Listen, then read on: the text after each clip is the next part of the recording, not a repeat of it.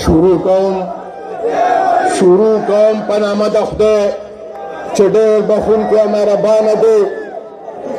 د بچو ته مې خواست ما تقریر شروع کړو، کښېنه د چغو وخت به راشي زه به درته بیا ووایم، بیا به میمان وګورم چې څونه چغې والي شي. نن رښتیا خبره دا ده چې هغه پښتانه چې وایي زه په جامو کې نه ځایږم، په ما هم نن هغه چل دی، ځکه چې ډېر زوړ یار مې و، ډېر زوړ یار مې و، رانه جدا شوی و. د خدای ډېر لوی شکر مجیب چې نن واپس خپل کور ته رالی، زما لپاره خو خصوصا نو د ټولې پارټۍ لپاره د خوشحالۍ یو خبره ده.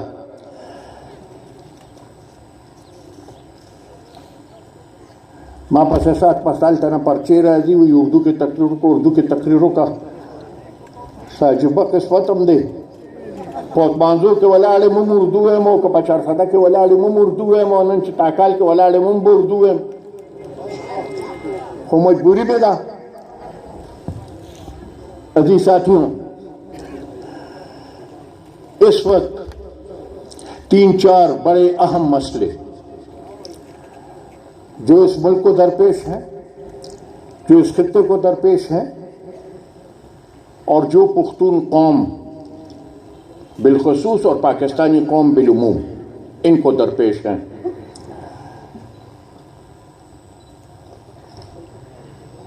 انسان سوچتا ہے تو پتہ اسے نہیں چلتا کہ کون سا زیادہ ہے، کون سا پہلا لوں، کون سا بعد میں لوں. لیکن اس وقت جو حالات ہیں، میرے خیال اگر میں فاٹا کی بات پہلے کر لوں تو وہ زیادہ بہتر ہوگی.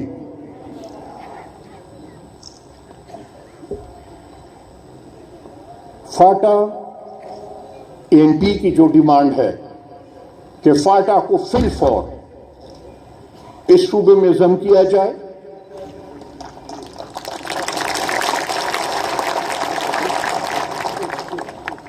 فاٹا کے لیے آئینی ترمیم کی جائے جس کے تحت صوبائی اسمبلی میں فاٹا کو سیٹس دیے جائیں.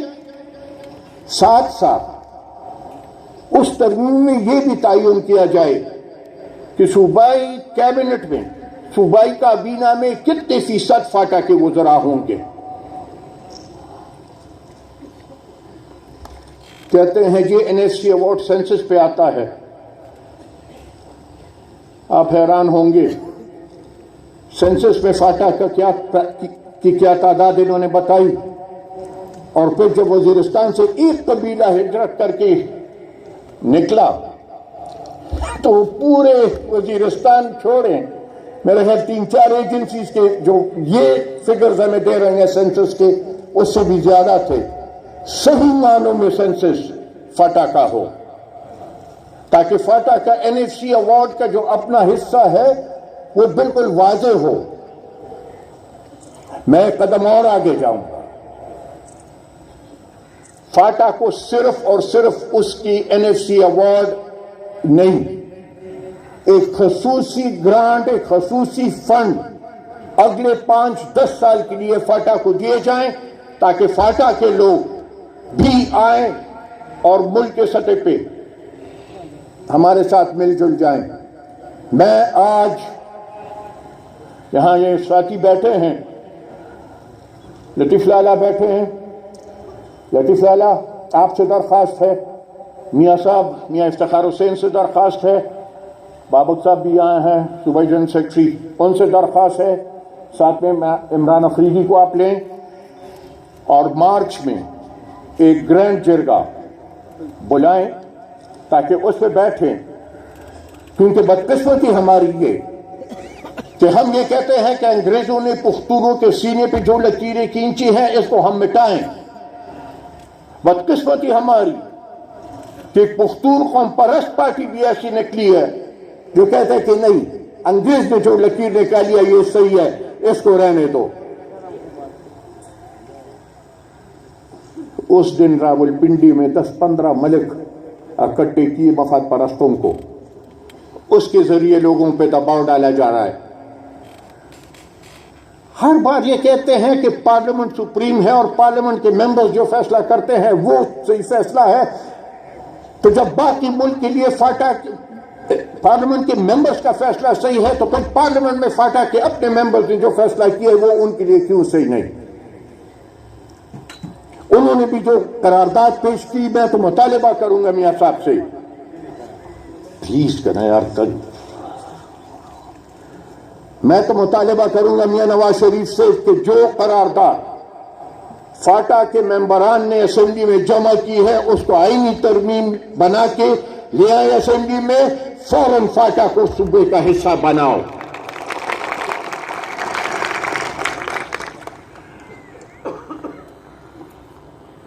مردم شماری کی بات جب ہم کرتے ہیں تو ہم صرف اور صرف فاٹا کی بات نہیں کرتے.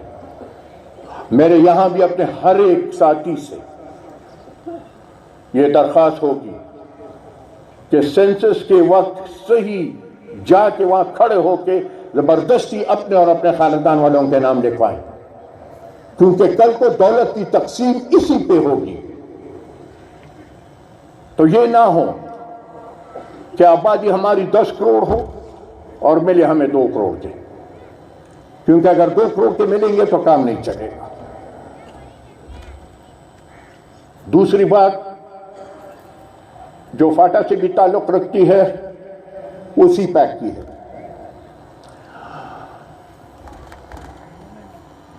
سی پیک میں باقاعدہ ٹیلی ویژن پہ بھی آپ لوگوں نے دیکھا ہوگا میاں نواز شریف نے وعدہ کیا کہ میں مغربی روٹ بناؤں گا. میری ایک تجویز تھی اس اے پی سی میں کہ میاں صاحب ایک سڑک چترال سے شروع کریں، جتنی بھی فاٹا کی ایجنسیز ہیں ان کو ملائیں آپس میں، جہاں پہ وہ ضلعی ہیڈ کوارٹر کے پاس سے گزرتی ہے وہاں ضلعی ہیڈ کوارٹر سے ملائیں، جہاں وہ ایجنسی ہیڈ کوارٹر سے ملتے ہیں ایجنسی ہیڈ کوارٹر سے ملائیں. فاٹا کو کھولیں اور یہ سڑک آپ لے جائیں جنڈولا اور جنڈولا سے پھر لے جائیں نیچے شور، تب ہم کہیں کہ کسی پیک کا فیصلہ ہمیں فائدہ ہمیں بھی ملا.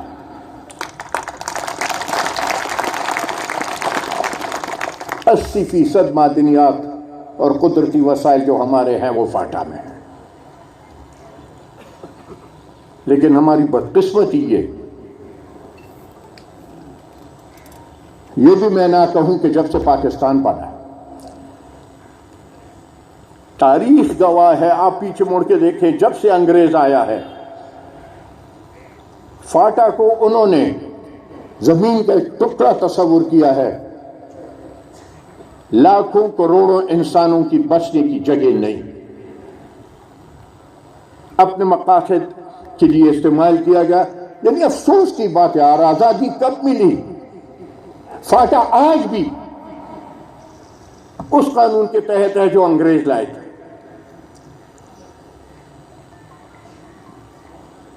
میں میاں صاحب سے یہ بات کر دوں، ہم فقیر لوگ ہیں. میاں صاحب آپ کو اگر یاد ہوگا آپ نے ایک وعدہ ہم سے پہلے کیا تھا، اس وعدے سے آپ مکر گئے تو آپ جدہ جا پہنچے. اس بار یہ دوسرا وعدہ آپ نے کیا ہے، میاں صاحب لکھ کے دینے کو تیار ہوں، اگر اس وعدے سے آپ مکر گئے خدا کی قسم آپ کو جدے میں بھی جگہ نہیں ملے گی.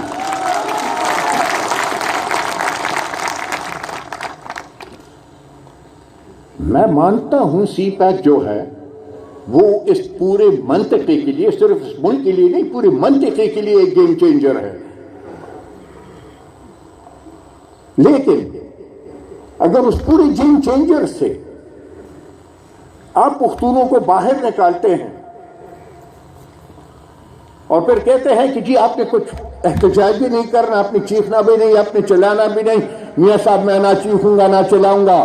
لیکن جس دن یہ کلیئر ہوا کہ پختونوں کا حصہ سی پیک میں نہیں، اس دن پہ ہم سڑکوں پہ نکلیں گے، پھر آپ کو پتہ چلے گا کہ ہمارے درجے میں اور عمران خان کے درجے میں کتنا فرق ہوتا ہے.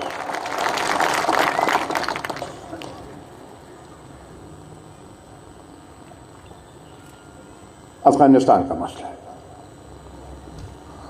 خدای قسم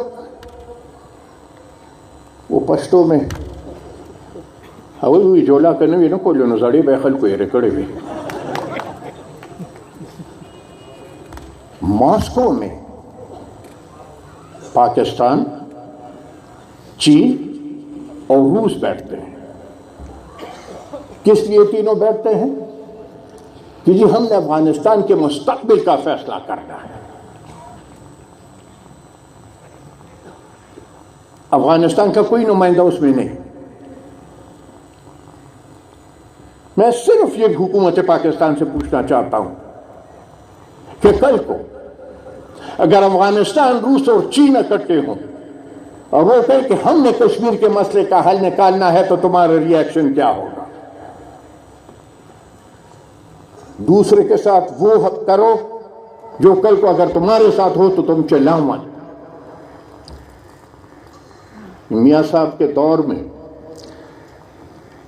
جب یہ اینٹی ٹیررزم کورٹس بن رہے تھے، لالا بھی ان دنوں تھے، میں نے تو فلور آف دا ہاؤس کورٹ کے کہا، میں کہا میاں صاحب میں ایک بات کہوں، جس کے لیے بھی آپ بنا رہے ہو، کیوں بنا رہے ہو، اس سے مجھے کام نہیں.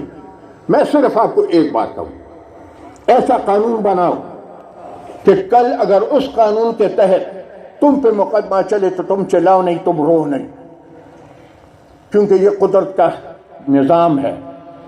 دوسروں کے لیے تو قانون بنائے گا، آخر میں جا کے اسی میں پھنسے گا. اور جب مشرف نے پکڑا اور اسی ATC میں جا کے اسے پیش کیا، اس کا رونا آپ سب کو یاد ہے یار. جدے پہ جا کے تو وہ ختم ہوا.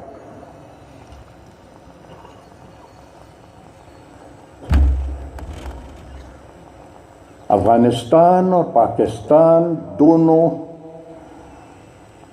یہ نہیں ہو سکتا یار کہ پاکستان کل کوٹے کہ وہ کہے کہ میں رات کو سو رہا ہوں صبح اٹھوں گا افغانستان نہیں ہوگا. یہ افغانستان کا وجود پاکستان نے تسلیم کرنا ہے اور پاکستان کا وجود افغانستان نے تسلیم کرنا ہے.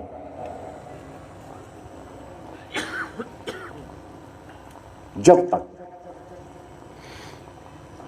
الفاظ میرے یاد رکھیں، جب تک مملکت پاکستان، میں حکومت پاکستان کی بات نہیں کر رہا، جب تک مملکت پاکستان یہ فیصلہ نہیں کرتی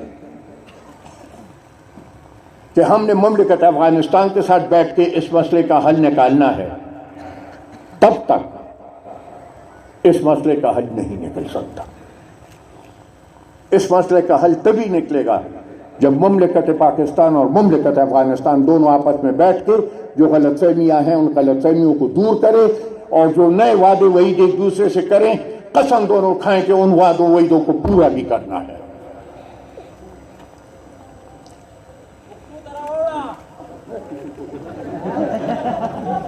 صاحب چې څه حکم یار موږ څه ویلي دي.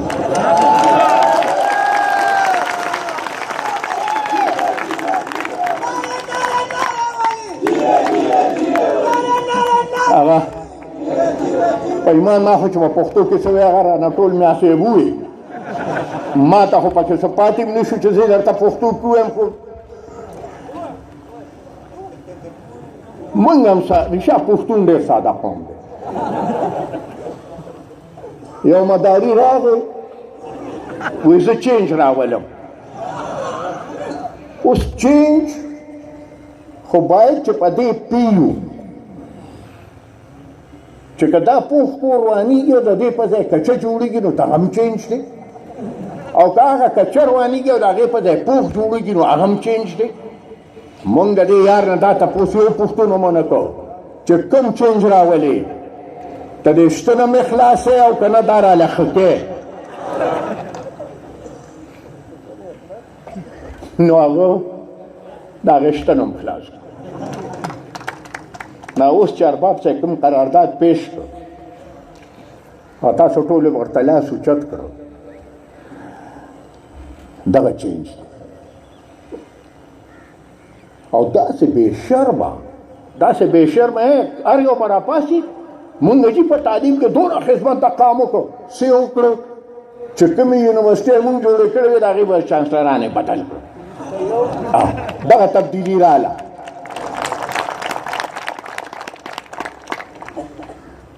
یو یونیورسٹي دې ما ته وښیي چې جوړه کړي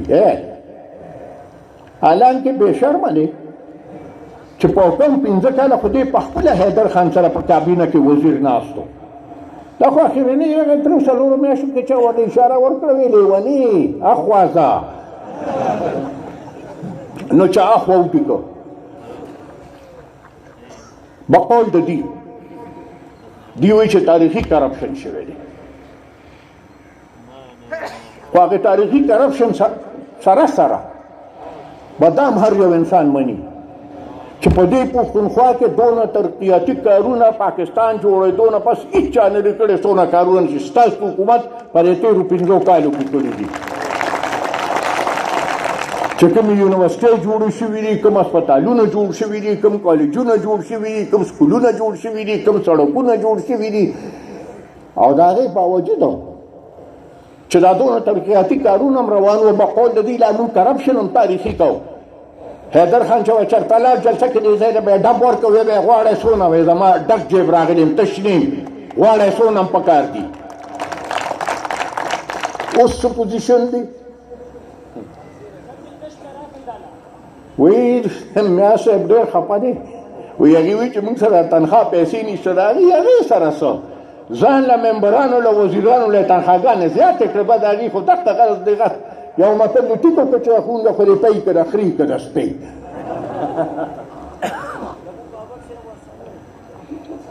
ته هم تنخوا زیاته شوه که نه دا مطلب دی دی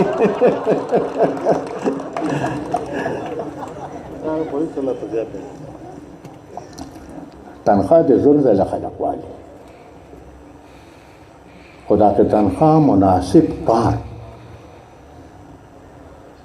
او کومې ذمهوارۍ چې د کومې عهدې باندې ته ناست یې په تا باندې کومې ذمهوارۍ وي هغه لازم دي په سیاست کې دا یو خبره مې یاد لرئ په سیاست کې مستقل مزاجي چې ده دا اصل شی دی کوم یو انسان چې مستقل مزاجه نو په سیاست کې هغه په سیاست کې کامیابېدی نشي خپل ذات به کامیاب کړي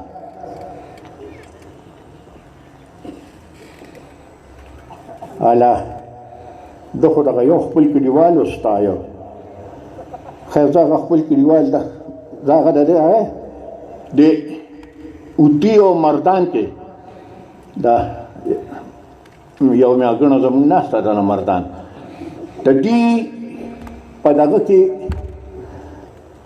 اول یو رواج و چې مړی به وشو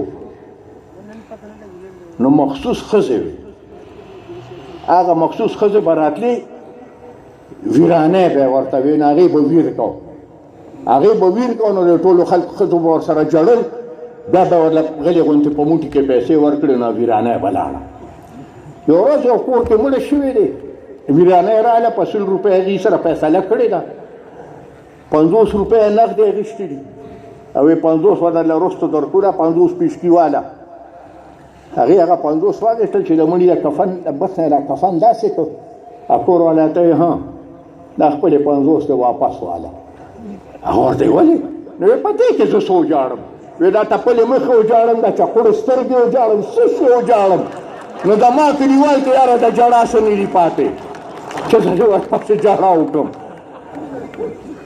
یو د اسلام په نوم لګیا دی او په ټول پاکستان کې د کرپشن خلاف تحریک چلو مړه د دغې خپل وزیر نو ایمان تېر کا تپوس وکړه چې خیبر بینک والا ورپسې اشتهار په اخبار کې ورکړه مړه دغې نه زیات یاره قسم دی چې په کار خو نه و پاک روز دی د پاټۍ نه خو کم از کم ایسته وې که بلې ورسره څه نه شو کولی دا میا صاحب کلیوال وایي چې موږ خو کرپشن بیخي ختم کړی دی یو چینج راغلی دی د اسمبلی په فلور د حکومتي پارټۍ MPA په خپله پاسي او وزیر اعلی ته ګوته نیسي وي دا زما وزیر اعلی چې دی دی کرپټ دی دا چینج دی او که چینج نه دی مخکې خو چې به حکومتونه لاړل نو بیا به خلکو وایي دا کرپټ دی بابر سلیم په دغې فلور پاسې او په اسمبلی کې دننه چې د حکومت حصه وه په اسمبلی دننه الزامات ولګول په وزیرانو او په وزیر اعلی د کرپشن او کوي نه لګول. نن سبا ته یو تپوس کوو چې تاسو احتساب کمیشن جوړ کړ او هغې له یو چیرمین راوست او تاسو وی چې دا پرښته ده د ده نه ډوکه انسان بل نشته. زما کلیوال د جنرال حامد د اصولو سړی دی، خو چې کله جنرال حامد راغی هغه لوی به وکتل نو کیسه وه یو لیونی د جومات په غاړه تېرېده، جومات کې د جمعې مونځ کېده، دی ورته بار ولاړو تماشې یې کوله، لږ تا پسې خپل ملګري له ډب ورکړې یاره وې اوس یې په پته پوه شوم. هغه ورته څه ویروانۍ په دغې مخکني کې ویل چې دی ټیټ شي ټول ټیټ شي، چې دی نیغ شي ټول نیغ شي، وی دی ګیرول غواړي. جنرال حامد هم چې وکتل نو هغه هم په دې پوه شو چې روانۍ خو په دې مخکني کې دی، خو د دې نه مخکې چا مخکني ته لاس اچولی وي، قانون یې ورته بدل کړ. جنرال حامد په دې مجبور شو چې استعفا دې ورکړي. دی وایي کرپشن نشته. شکیل دورانی خود لما خیل چې دنیا دا مني چې خاف ستا هغه یې راوست د سمیډا چیرمین یې کړ، هغه هم په دې استعفا ورکړه چې دونه کرپشن دی چې زه دې کرپشن کې کار نه شم کولی. نن ته لاړ کور قلار کېناست. هغه خیبر بینک والا سپیرو خو اشتهار هم ورکړه چې ګورې که په دې اشتهار ته خلاص شي خو په اشتهار ته هم خلاص نه شو. دا خو لا یې دور دی او دا کیسې را روانې دي. هغه خبرو ابتدا عشق ہے ہوتا ہے کہ آگے آگے دیکھیے ہوتا ہے کیسې خو بالا روځي چې نور خلک راشي.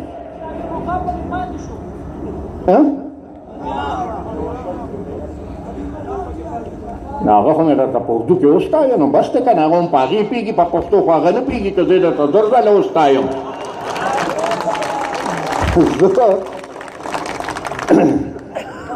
زه خپل بچې یو خبره یاد لرئ،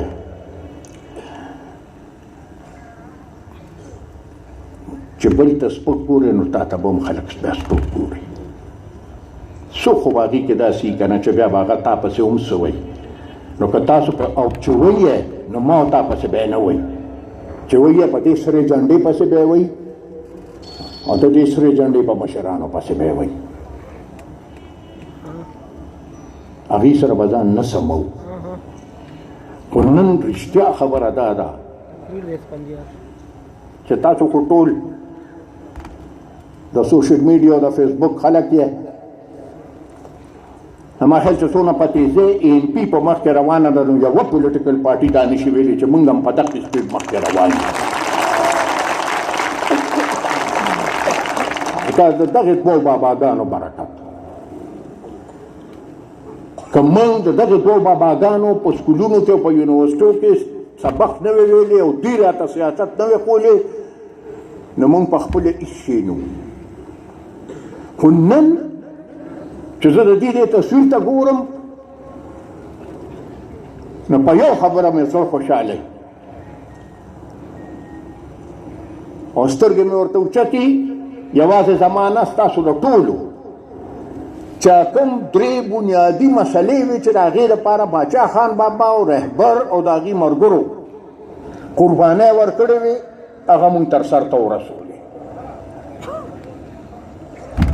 تاسو ته هم دا په اکثریت کې تاسو چې دلته ناست یئ تاسو ته هم دا انکو پښتو د پلار نیکه نه په میراث کې پاتې ده لکه ما ته چې څنګه د پلار نیکه نه پاتې ده. د مونږ مشرانو قرباني دې له ورکوله چې ویې زما شناخت نشته یاد هم شي هغه شناخت هم د هغې په برکت او ستاسو په ملګرتیا هغه شناخت راغی. په ایمان وایي دا نواز شریف چې خوله راغونډې کړي پښتونخوا وایي خوند درکوي که نه درکوي. ما له په دې ټولو کې زیاته د هغه د خولې نه دا پښتونخوا خوند راکوي ځکه چې راته پته وي چې وړي کړي چې دا ټکو استعمالوي خو کړي ښي کړی بدي دی به پښتونخوا وایي. دویمه وجه چې هغې د څه لپاره قربانۍ ورکولې که ستاسو یاد شي وی به زمونږ میخه ده زمونږ پی دي ویل وشي کچھ هغې خپل بچي له یوسي او رڼې شوملې مونږ ته پرېږدي. او زه خو به په بیا یو قدم مخکې ورغلم او ورته خو بابا د پیرنګیانو وخت و، د پاکستان چې وخت راغی نو مې میخ هم رانه بوتله، پیم یې وویل، کوچې مې وویل، مې هغه نور د هر څه سر وخوري، هغه چاټې او منداڼو یې هم رانه ځان سره یوړل، همدقسې یې پرېښودو. هغه چاټې، منداڼو او کوچ واپس راوړل د دې پښتون بچي د خولې لپاره.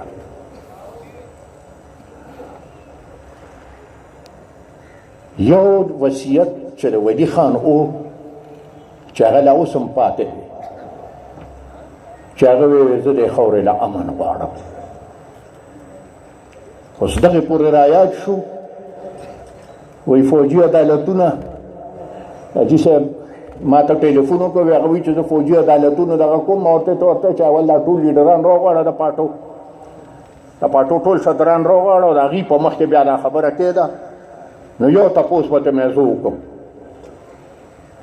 چې را کوم اپریشن تا وکړو، نو دا خو د یو ملک خلاف منظم جنګ چې کېږي نو هغه چې په دغه اپریشن ختمېږي، خو دهشتګردي چې ده دا بې د نیشنل ایکشن پلان نه نه ختمېږي.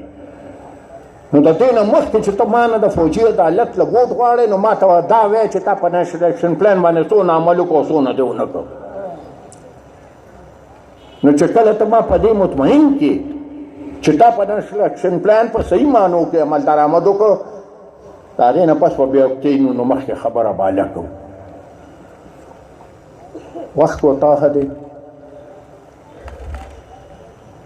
خو په یو خبره مې ډېر خوشحاله دی، هغه د خټک صاحب یو شعر و، وایي نن ټول علم د هغې محبوبا سندرې وایي. خټک چې به د ځان سره جړلې غلې چې هغه کومې خبرې به مونږ کولې او کومې ولي خان کولې او باچا خان کولې او هغې یې پرې د ملک دشمنان کړي وو، غداران کړي یو، د اسلام دشمنان کړي یو، کافران کړي یو. نن هم هغه خبرې دا بېکاره په خپله کښېني او دوی یې کوي. اوس دوی نه غداران شو، نه د ملک دشمنان شو، نه د اسلام دشمنان شو. د میا صاحب خپل یو شعر دی، هغه خپل تقریر بس کوي، زما خپل یو شعر دی، زه پرې تقریر بس کوم، هماغه شعر ولې میا صاحب سره نه پاتې شو.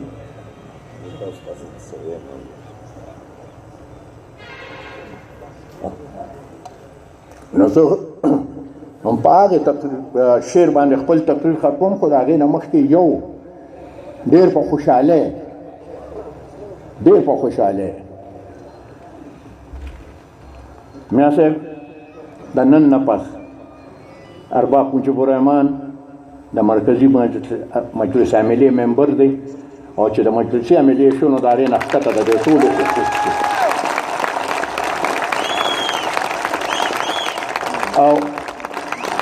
او مجیب ته یو خبره کوم چې مجیب خان پتا ګورې د دې جنډې قرض پورې دی، که مونږ یو قدم زور کوو ته به 15 قدمه زور ځکه کوې چې ته به کفاره هم ادا کوې د دې دونه چوټۍ ډېره چوټي دې کړې ده، اوس به کفاره ادا کوې. نو هغه د غني خان شعر دی، وایي زور هسې پیغور شي چې همت ورسره مل نه وي. زور هسې پیغور شي، زور ستاسو معلوم دی، دا دې ومخوو. بله ورځ هم 400 کې هم خولی دی، نن هم دلته وخو، نن به په کاټلنګ کې هم خولي، خو وایي زور هسې پیغور شي چې همت ورسره مل نه شي، او ویروک هغه مشال شه چې تیاره شي او دی بل نه شي. ډېره مننه، ډېره مهرباني.